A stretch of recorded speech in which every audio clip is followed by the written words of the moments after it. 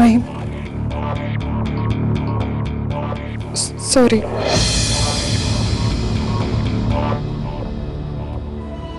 मला माहिती आजपर्यंत मावशीने मला स्वतःच्या मुलीसारखं वाढवलं, कधीही काही कमी पडू दिलं नाही.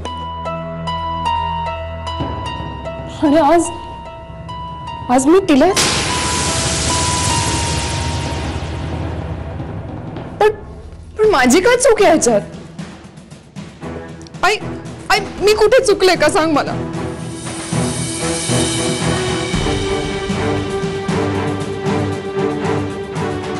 कोण कुठली ती मंजिरी? कधी आयुष्यात बघितलं तरी होतं का सत्यजितला? पण मी गेले 2 वर्षात जीवापाड प्रेम केलंय त्याच्यावर.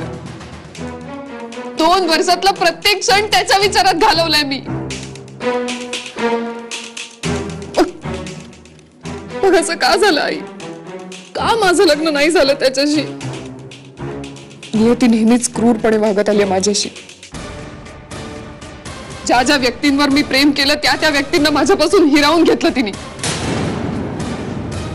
आधी बाबा, तू, आणि आता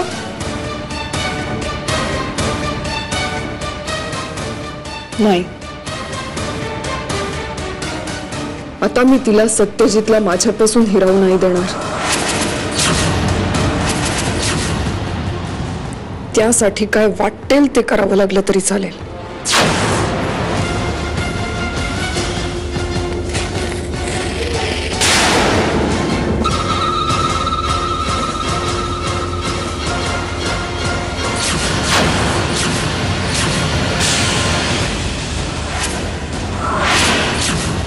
नियतीशी लढावं लागलं तरी मी लढीन. सत्यजित माझा आहे, तो माझाच राहणार, माझाच राहणार तो.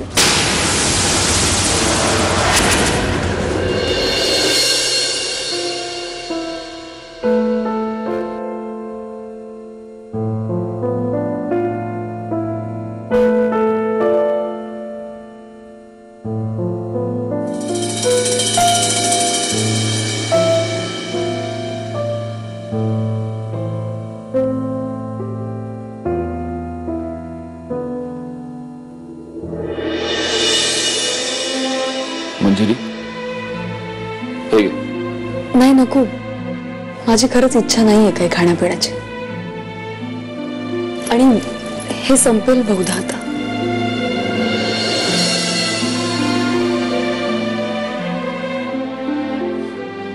अजून अर्धा तास तरी लागेल. आपण लक्ष ठेवायला हवं.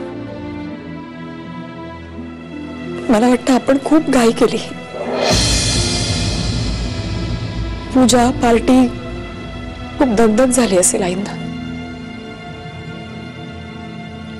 डॉक्टर म्हणालेत ना, एकदा तिला बरं वाटलं की सगळे टेस्ट करून घेतील. पण मला वाटतं आपण थांबायला हवं होतं. खूप अपराधासारखं वाटतंय मला आता मी आईंना एक क्षणभर सुद्धा माझ्या डोळ्याआड नाही होऊ देणार.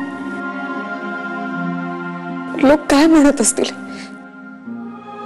घरात एवढी सून असून सुद्धा आईंची काळजी नाही घेता आली तिला.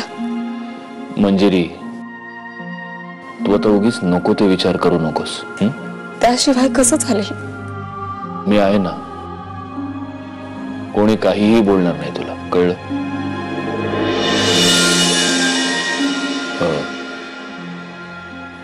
प्रिया आली होती इथे? नाही. घे, तू हे संपवून टाक. अहो, पण तुम्ही खाल्लं का काही? मी घेतो किचन मध्ये. आणि तू लक्ष ठेव आणि ते संपवून टाक. हो.